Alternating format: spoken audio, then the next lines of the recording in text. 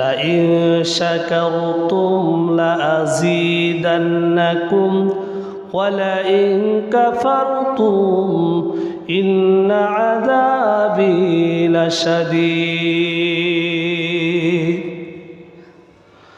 رب العالمين আসমানের মালিক জমিনের মালিক আল্লাহ এই আয়াতটাকে নাজিল করলেন 6666টি আয়াতের ভিতরে একটি আয়াত, 114টি সূরার ভিতরে একটি সূরার ভিতরে আল্লাহ রব্বুল আলামিন লাইন শাকারতুম লাযীদান্নাকুম ওয়া লাইন কাফারতুম, রব্বুল আলামিন সমগ্র পৃথিবীর মানুষকে ডেকে বলতেছে লাইন শাকারতুম, এই পৃথিবীর জমিনের নিচে, পৃথিবীর জমিনের উপরে, আসমানের নিচে আমি অসংখ্য নিয়ামত তোমাদেরকে দিয়েছি। যখন সুবহানাল্লাহ, অসংখ্য নিয়ামত আমি তোমাদেরকে দিয়েছি।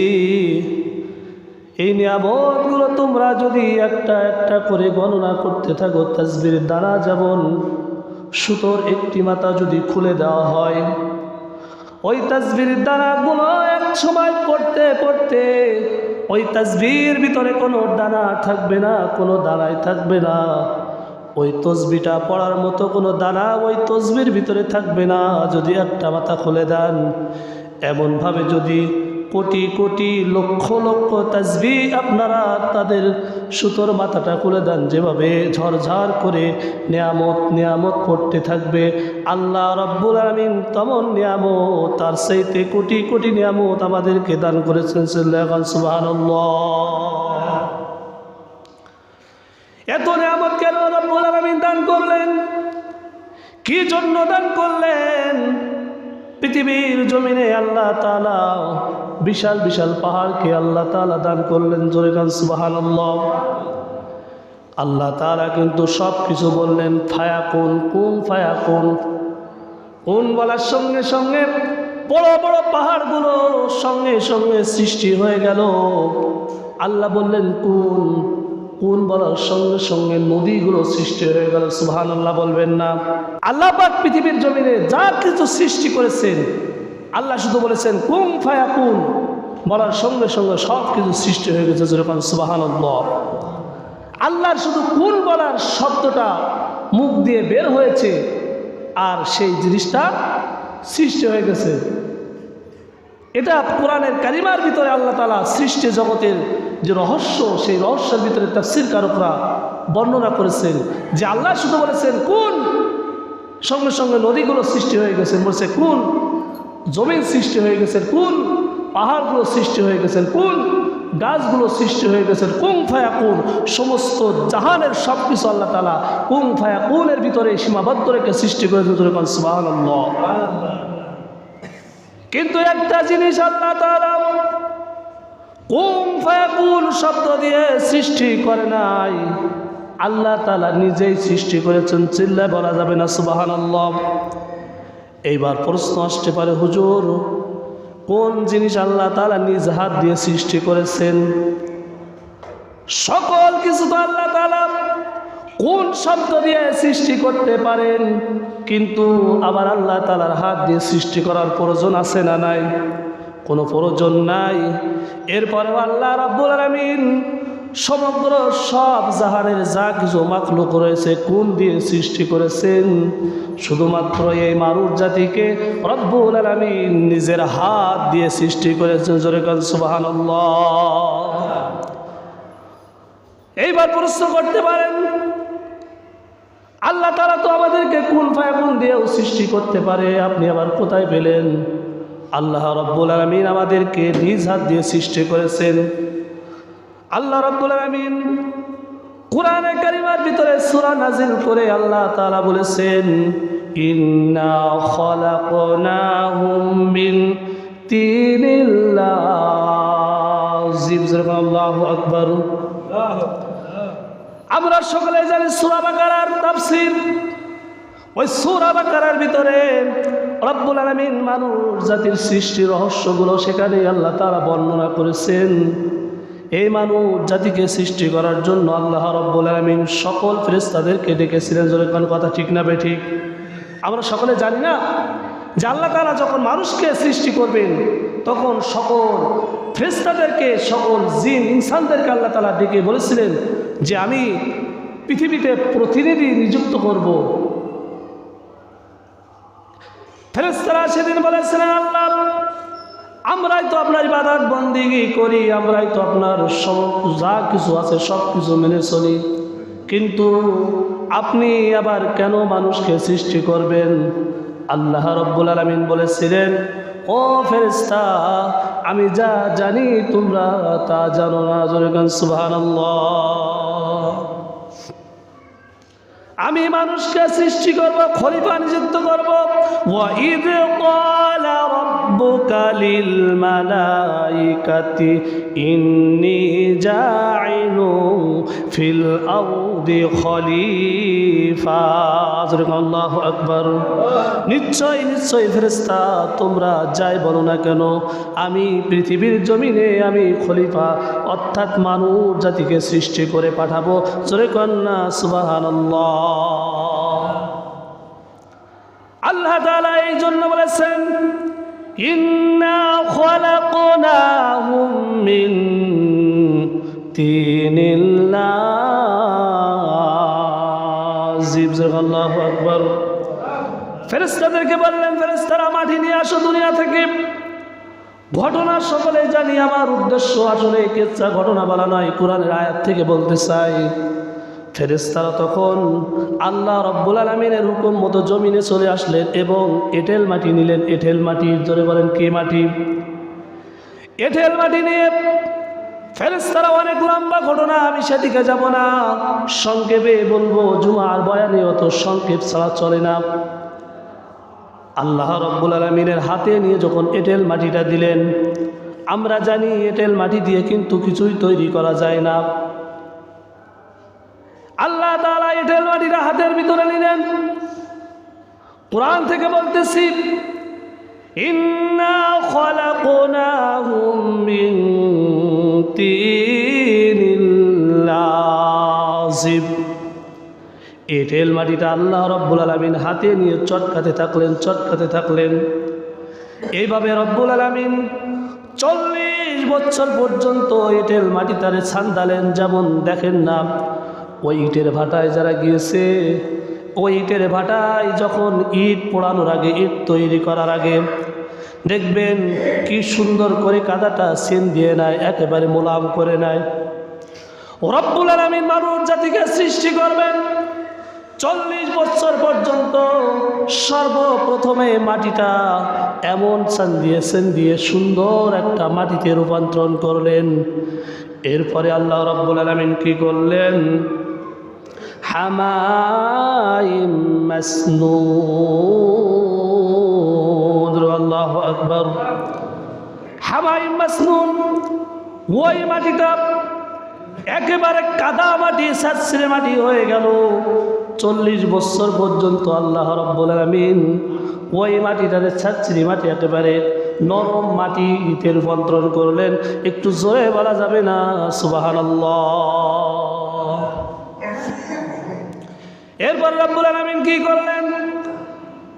ওই মাটিটা দিয়ে তো কিছুই তৈরি করা যাবে না, কারণ দেখবেন মাটিটা যদি একেবারে ছারছিরি হয়, একেবারে পানির মতো হয়ে যায়, ওই মাটিটা দিয়ে কিন্তু কিছুই তৈরি করা যায় না। কথা বলেন ঠিক না বে ঠিক? কি তৈরি করা যাবে? মাটিটা যদি একেবারে পানির মতো, একেবারে ওই দেখেন না, ওই যখন মানুষ মাছ মারে তখন ওই পানিটা, কাদাটা একেবারে ঘুলায় এমন হয়ে যায়, ওই মাটি দিয়ে যদি আপনি কিছু তৈরি করতে চান, পারবেন? তৈরি করা যাবে? কিছুই তৈরি করা যাবে না। আল্লাহ তাআলা এবার কি করলেন? সূর্যকে অর্ডার করলেন, সূর্য, ওয়াশ-শামসি ওয়াল কমার, ও সূর্য তুমি এই জমিনে এবার আলো দিতে থাকো, একটু সূর্যের তাপটা দিতে থাকো। ওই সূর্য আল্লাহর কথা মতো ওই জমিনে 40 বছর পর্যন্ত তাপ দিল, তাপ দিল, তাপ দিল। জোরে কান সুবহানাল্লাহ। তাপ দিতে দিতে দেখবেন দুনিয়ার তাপে আমাদের ঘেরের মাটিগুলো শক্ত হয়ে একেবারে চুচ্চার হয়ে যায়, একবারে ফেটে যায়। 40 বছর পর্যন্ত যখন আমাদের মালিক রব্বুল আলামিন ওই মাটিটারে যখন তাপ দিল, মাটিটা যখন শক্ত হয়ে গেল, রব্বুল আলামিন দু হাত দিয়ে হযরতে আদম আলাইহিস সালাতু ওয়াস সালামকে তৈরি করলেন। জোরে কান সুবহানাল্লাহ। এইবার আর রব্বুল আলামিন কি করলেন? 40 চলে গেল, 80 বছর। 80 বছর পরে রব্বুল আলামিন এইবার আদমকে সৃষ্টি করলেন, আদমকে তৈরি করলেন। আদমকে তৈরি করলেন 120 হাত 60 গজ তৈরি করলেন। জোরে বলেন সুবহানাল্লাহ। কত গজ? 60 গজ নিজ হাতে আল্লাহ তাআলা তৈরি করলেন। সুবহানাল্লাহ বলবেন না? 60 গজ মানুষ তৈরি করলেন আল্লাহ। 120 গজ 120 হাত আল্লাহ রব্বুল আলামিন হযরত আদম আলাইহিস সালামকে তৈরি করলেন। কিন্তু আদমকে তৈরি করবার পরে রব্বুল আলামিন যখন আদমকে একটু ঠেলে তোলার চেষ্টা করে, দেখে আদম আলাইহিস সালাম একেবারে নরম একটা মানুষ, তুল করে, দোল করে, কোনো রকমে সোজা হয়ে খাড়া করে রাখা যায় না। রব্বুল আলামিন এইবার 40 বছর পর্যন্ত ওই মাটিটাতে আবার তাপ দিলেন। আল্লাহ রব্বুল আলামিন 120 বছর যখন ওই মাটিটা তাপ দিতে বৃষ্টির পানিতে ভিজাতে একেবারে ঠন একেবারে মাটি যখন হয়ে গেল, রব্বুল আলামিন এইবার কি করলেন একটু খেয়াল করে শুনুন। রব্বুল আলামিন কোরআনে কারিমার ভিতরে বলেছেন, ওয়ানাফাখতু ফীহি মির রূহ। হুজুরে আল্লাহু আকবার। হযরত আদম আলাইহিস সালামের ওই মাটির দেহর ভিতরে রব্বুল আলামিনের হুকুম রূহ আল্লাহ তাআলা ঢুকিয়ে দিলেন। সিল্লাহ বলা যাবে না সুবহানাল্লাহ? রূহ আল্লাহ তাআলা ঢুকিয়ে দিলেন হযরত আদম আলাইহিস সালামের ওই যে মাটির একটা ঘর, একটা মানব দেহর ভিতরে যখন রূহটা গেল, হযরত আদম আলাইহিস সালাম হাত নাড়াতে শুরু করলেন। চিল্লাহ বলা যাবে না সুবহানাল্লাহ? হযরত আদম আলাইহিস সালাম চোখ নাড়াতে শুরু করলেন। হযরত আদম নবী তখন পা নাড়াতে শুরু করলেন, সর্বাঙ্গ প্রত্যঙ্গগুলো নাড়াতে শুরু করলেন। তিনি কথা বলার চেষ্টা করে কিন্তু কোনো ভাষা জানে না। আল্লাহ রব্বুল আলামিন সূরা রহমানের ভিতরে বলেছেন, আর রহমানু আল্লামাল কুরআন খলাকাল ইনসান আল্লামাহুল বায়ান। আল্লাহু আকবার। সূরা রহমানের ভিতরে এই ঘটনা আল্লাহ তাআলা তুলে ধরলেন।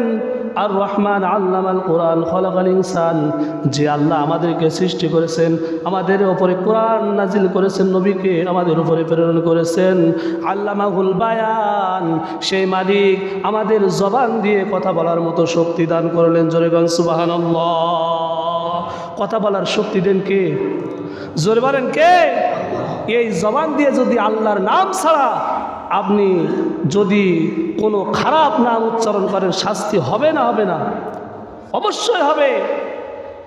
কারণ আপনার আমার মায়ের গর্ভের ভিতরে আমরা যখন ছিলাম, আমাদের কথা বলার কোনো শক্তি ছিল না, আমাদের সেখানে বলবার মতো শুনবার মতো কেউ ছিল না। আল্লাহ যদি চাইতেন আমাকে কানা করে পৃথিবীতে পাঠাতে পারতেন, আমাকে অন্ধ করে পাঠাতে পারতেন না। আল্লাহ তাআলা বোবা করে পাঠাতে পারতেন, আমাকে লোলা বানিয়ে পাঠাতে পারতেন, আমাকে অঙ্গহীন আল্লাহ পাঠাতে পারতেন। কিন্তু রব্বুল আলামিন সেখান থেকে আমাদেরকে কত সুন্দর করে আল্লাহ তাআলা পৃথিবীর জমিনে পাঠালেন।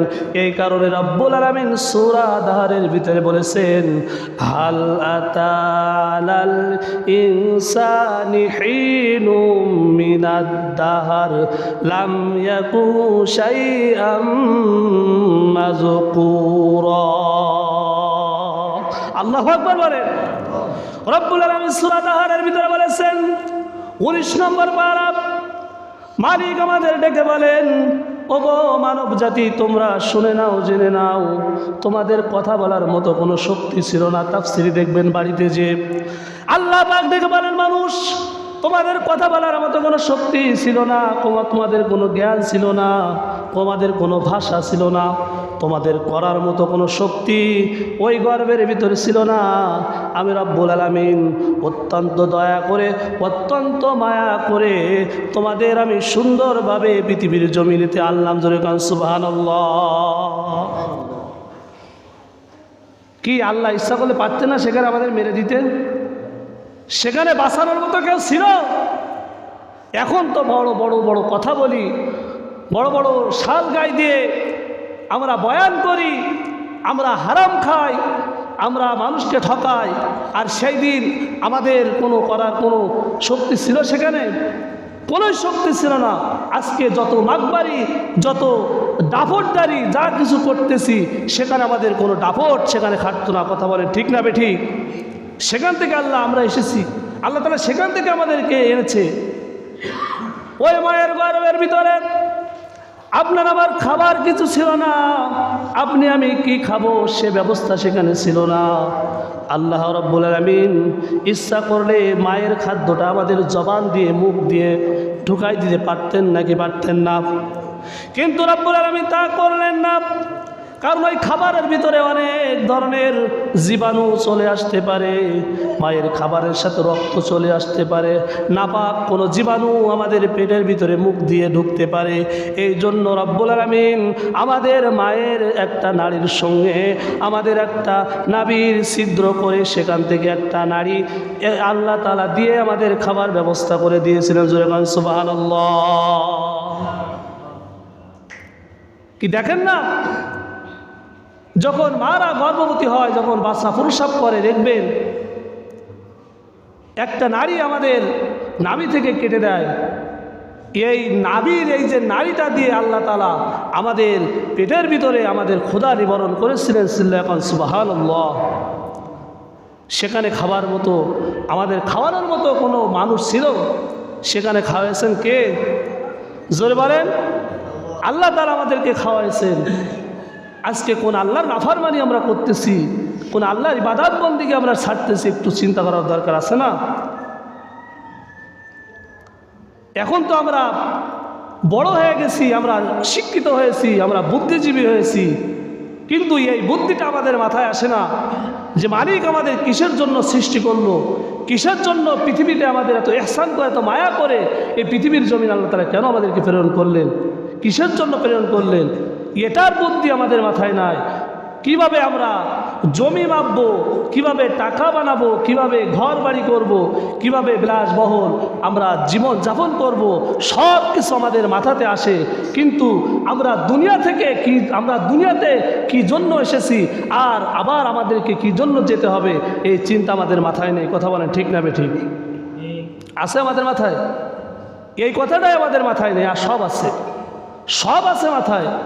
এখান থেকে 1 বছর পরে কি করব, এখান থেকে 2 দিন পরে কোন জায়গায় জমি কিনবো, কোন জায়গায় কিছু টাকা রাখবো, কোন জায়গায় আমরা কিভাবে একটা বড় বাড়ি করব, একটা গাড়ি করব, কিভাবে একটা বড় দোকান করব, সব কিছু প্ল্যান এই মাথার ভিতরে আছে না কি নেই? জোরে বলেন। সব প্ল্যান আছে, কিন্তু পরকালে যাওয়ার পরে আমি কি হিসাব দিব, সেখানে আল্লাহ তাআলার কাছে কি উপস্থাপন করব, আমার আমলটা, আমার আমল নামাটা আমি কি দেখাবো আল্লাহর কাছে, এই হিসাব আমাদের আসছে না, কারণ নাই। কবরে যাওয়ার পরে যখন মুনকার নাকির আমাদেরকে প্রশ্ন করবে যে আল্লাহ তাআলা তোমাদের দুনিয়াতে শুধু সৃষ্টি করলেন নিজ হাত দিয়ে, আল্লাহ তাআলা নিজেই তোমাদেরকে দুনিয়াতে পাঠালেন এত কষ্ট করে, এত মায়া করে, এত দয়া করে, কিন্তু বলো মার রব্বুকা, ওই রবের জন্য কি করেছিলে সেদিন? তখন আপনি আমি জবাব দিতে পারবো না। বলবে আমার নবীকা, ওই নবীর কোন তরিকা তুমি মেনেছিলে, কোন সুন্নাতটা তুমি মেনেছিলে, কোন কথাটা তুমি মেনেছিলে? আজকে আমার সামনে বলো, ফেরেশতা বলবে। কি বলবেন? দুনিয়ায় 5 লাখ টাকা লিখে এসেছে ব্যাংকে, সন্তানরা আজকে খরচ করবে। 10টা বাড়ি করে থুয়ে এসেছে ধানমন্ডি, খুলনা, পুরোপাড়ের উপরে। আর কি করব? এই সমস্ত কথা সেদিন খাটবে? জোরে বলেন খাটবে? এই সমস্ত কথা সেদিন খাটবে না। সেদিন আপনার কাছে জিজ্ঞাসিত করা হবে মার রব্বুকা ওয়া নবিয়ুকা ওয়া দীনুকা, বলো তুমি দিনের জন্য কি করেছিলে, রবের জন্য কি করেছিলে সেদিন আপনাকে আমাকে প্রশ্ন করা হবে। আর যদি প্রশ্নের জবাব না দিতে পারি, গরবাতাম বিল হাদিদ, ফেরেশতারা লোহার হাতুড়ি দিয়ে আপনাকে আমাকে কিয়ামত পর্যন্ত পিটাতে থাকবে। জোরে কর নাউজুবিল্লাহ। পারবেন সহ্য করতে? দুনিয়ার একটু তালিকাটা ফোটার সময় যদি হাতে যদি একটু বাড়ি লাগে, দেখবেন অন্তত 8 বার গালে দিয়ে দিয়ে আমরা আঘাত লাগলো। কি কথা কি বেশি বললাম নাকি? দুনিয়াতে যদি একটু মেয়াজ জ্বালাতে যে যদি একটু আগুন লাগে, আমরা দেখবেন গালের ভিতর দিয়ে হাতটা পুড়ে গেল, পুড়ে গেল হাতটা আমার। সেদিন কি জবাব দিব আপনি আমি আল্লাহর কাছে? যদি আল্লাহ তাআলা আমাকে আপনাকে হাতুড়ি দিয়ে কিয়ামত পর্যন্ত পিটাতে থাকে, ফেরেশতারা যদি আমাদেরকে আগুনের ভিতরে ফেলতে থাকে, সেদিন কি করে আফসোস করবেন? সেদিন কি করে এটা সামাল দিবেন? একটু বাড়িতে যে চিন্তা করে তারপরে নামাজ পড়বেন কি না পড়বেন, আল্লাহর দিন মানবেন কি না মানবেন, রাসূলের সুন্নাত মানবেন কি না মানবেন, আপনারাই ঠিক করবেন। জীবনে বক্তৃতা বহুত শুনেছি, জীবনে ওয়াজ নসিহত কম শুনি নাই, কোরআন হাদিস কম পড়ি নাই, কিন্তু জীবনের আমাদের আমলের জিন্দেগিতে কিছুই আমরা মানতে পারি নাই, কিছুই মানতে পারি নাই। এখন যদি একজনকে ডেকে বলি লাইন শাকারতুম লাযিদান্নাকুম ওয়া লাইন কাফারতুম ইন্না আযাবি লাশাদীদ, আমাদের ওযু তো প্রতি সপ্তাহে পড়ে, ও আয়াত আমাদের মুখস্থ, কি বলবেন না? বলবেন নাকি বলবেন না? কিন্তু আয়াতটার ভিতরে আল্লাহ তাআলা কি বলেছেন? আয়াতটার ভিতরে কত বড় কথা আল্লাহ তাআলা বলেছেন। একটাবার চিন্তা করুন, একটাবার চিন্তা করুন, নিজের দিল দিয়ে চিন্তা করুন, আল্লাহ তাআলা কেন পৃথিবীতে পাঠালেন, কিসের জন্য পাঠালেন? জোহরের নামাজে লোক হয় 5 জন, ফজরের নামাজে লোক হয় 10 জন, মাগরিবের লোক হয় 10 জন। এর জন্য কি আল্লাহ তাআলা পৃথিবীতে পাঠালেন আমাদের? আমার মাঝে মধ্যেই আমার মনে হয় যে নিজের মন থেকে বলি যে আর জীবনে কত নামাজ পড়বো, আর কত পড়বো নামাজ? জীবনে তো বহুত নামাজ পড়লাম, আর কত পড়বো? কোনোদিন না এই কথা মুসল্লি আমাকে বলে বসে। আমি শুধু এই চিন্তাটা সবসময় করি যে মানুষকে নামাজের কথা যখন বলি, কখন না বলে বসে হুজুর আজ জীবনে কত নামাজ পড়বো, নামাজ তো জীবনে কম পড়লাম না। এই কথা মুসল্লিরা আমাদের না বলে বসে। কিন্তু আজকে আপনি ওই কথা বলে হয়তো পার পেয়ে যাবেন ইমাম সাহেবের কাছ থেকে, কিন্তু ফেরেশতারা যখন আপনাকে ধরবে, কোনো রকমে পার পাওয়ার কোনো সম্ভাবনা আছে? সম্ভাবনা আছে? আপনাকে আমাকে যখন প্রশ্ন করা হবে, আপনি আমি যদি জবাবটা সুন্দরভাবে ওই কবরের ভিতরে দিতে পারি, আল্লাহ রাব্বুল আলামিন আপনার আমার কবরটারে রিয়াজুল জান্নাতের মতো সুখ ওই কবরের ভিতরে দান করবেন। জোরে কোন সুবহানাল্লাহ। তখন শান্তি হবে না অশান্তি হবে? শান্তি হবে না অশান্তি হবে? নবী রাসূলরা কত তারা চেষ্টা করেছে এই দুনিয়া থেকে জান্নাতকে পাওয়ার জন্য, এই দুনিয়া থেকে জান্নাত কামাই করবার জন্য। হযরত ওমরের মতো একজন নেতা, ওমরের মতো একজন দাপটদারী নেতা পর্যন্ত এই ইসলামের ভিতরে আসার পরে এমন নরম, এমন ভদ্র মানুষ হয়ে গেছে যে তার গায়ে যদি একটা মশা কামড় দেয়, ওই মশা নড়ে কিন্তু ওমর নড়ে না। জোরে কোন সুবহানাল্লাহ। ওসমানের মতো একজন আল্লাহর নবীর একজন প্রেমিক, এমন ভদ্র এই ইসলামের জন্য হয়ে গেছে, আল্লাহ রাসূলের জন্য হয়ে গেছে। মানুষ যদি শয়তান বজ্জাত কাফের বেঈমানরা তাকে যদি চোয়ার মারে, মানুষটাকে বলে আপনার হাতে ব্যথা লাগে নাই তো আপনি বলুন। আল্লাহর নবীর একদিন চাদরটা পিছন দিক থেকে এক বেদুইন টান দিয়ে বলতেছে হুজুর আমাকে কিছু দেন। আল্লাহর নবী ফেরে ওই সাহাবীরা ডাকে যে আল্লাহর নবীজির এই যে এই পাশের কাঠটা ছিলে গেছে। সাহাবীরা তো মাইক দেবে, আল্লাহ রাসূল বলতেছে না না দেরি করো, ওকে মেরো না, ওর হয়তো ক্ষুধা লেগেছে এই জন্য আমার কাছে কিছু সাহায্য চেয়েছে, ওকে মেরো না।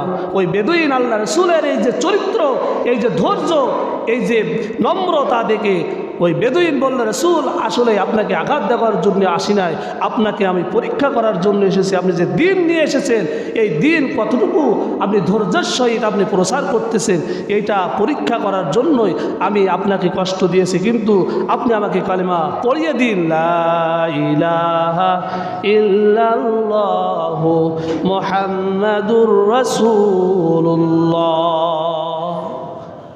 তারা কেমন ছিল?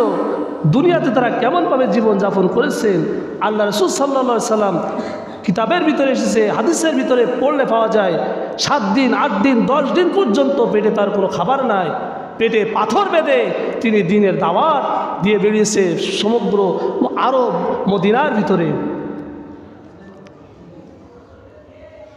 আল্লাহ রাব্বুল আলামিন এই দৃশ্য আসমান থেকে দেখতেছে। আসমান থেকে আল্লাহ রাব্বুল আলামিন হযরত জিবরাইল আলাইহিস সালাতু ওয়াস সালামকে জমিনে পাঠিয়ে দিলেন। বিশ্বনবীর কষ্ট আর দেখতে পারি না, ও জিবরাইল চলে যাও চলে যাও, বিশ্বনবীকে যে বলো ওই যে উহুদ পাহাড়টা রয়েছে ওই উহুদ পাহাড়টা আমি আল্লাহ আমার বিশ্বনবীর জন্য স্বর্ণ বানিয়ে দেবো। জোরে কোন সুবহানাল্লাহ। আমার নবী আমার বন্ধু ওই উহুদ পাহাড়ের স্বর্ণগুলো তিনি খরচ করবেন, তিনি যত খুশি খাবে, যত খুশি খরচ করবে, কমবে না কমবে না। যে বলো আমি আর আমার দোস্তকে কষ্ট দিতে চাই না, আমার দোস্ত যেন আমার প্রস্তাবে রাজি হয়ে যায়। যেরকম সুবহানাল্লাহ। জিবরাইল আলাইহিস সালাম 6000 ডানা মিলিয়ে সেকেন্ডের ভিতরে বিশ্বনবীর সামনে এসে হাজির।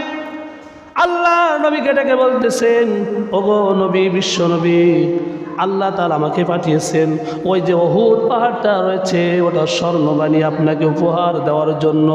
আমার নবী বলতেছে আমাকে তো উপহার দেবে, কিন্তু আমার যে অভাব অনটনহীন উম্মতরা থাকবে তাদেরকেও কি এই উহুদ পাহাড়ের মতো একটা একটা করে পাহাড় স্বর্ণ দেওয়া হবে?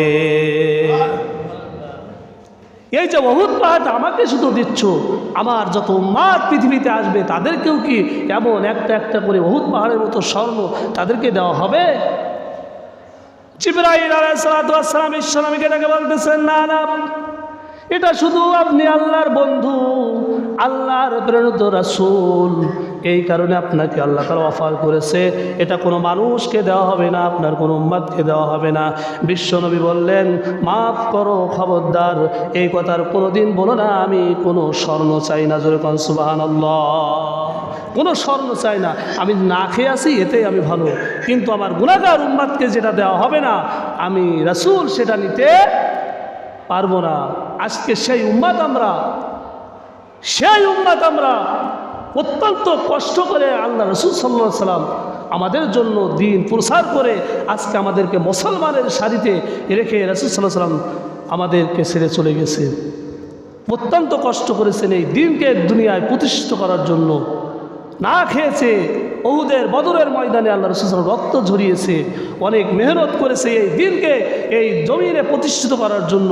আজকে এই দিন, এই নামাজ, আল্লাহ রাসূল সাল্লাল্লাহু আলাইহি ওয়াসাল্লাম একদিন ওই যে মসজিদে নববীর পাশে আল্লাহ রাসূল সাল্লাল্লাহু আলাইহি ওয়াসাল্লাম ছোট্ট একটা হুজরা ছিল, একটা ঘর ছিল, ওই ঘর থেকে দেখতেছে আবু বকর রাদিয়াল্লাহু তাআলা আনহু নামাজ আদায় করতেছে আর রাসূল সাল্লাল্লাহু আলাইহি ওয়াসাল্লাম দর দর করে কাঁদতেছেন হুজরার ভিতরে।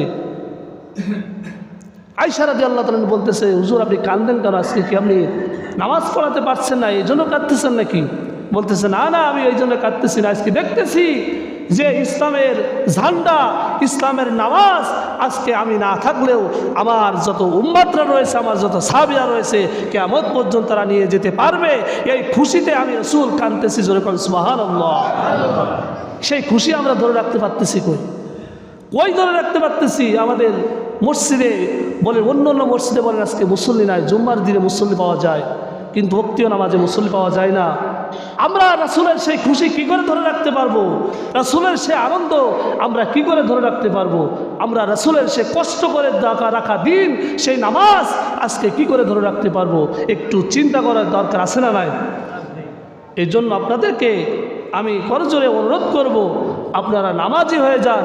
কারণ দুনিয়ার জীবন শুরু আছে, শেষও আছে, কিন্তু আখিরাতের জীবন শুরু হবে, জীবনের শেষ হবে না। যে ব্যক্তি সর্বশেষে কবরে যাবে 40,000 বছর কবরের ভিতরে তাকে থাকা লাগবে।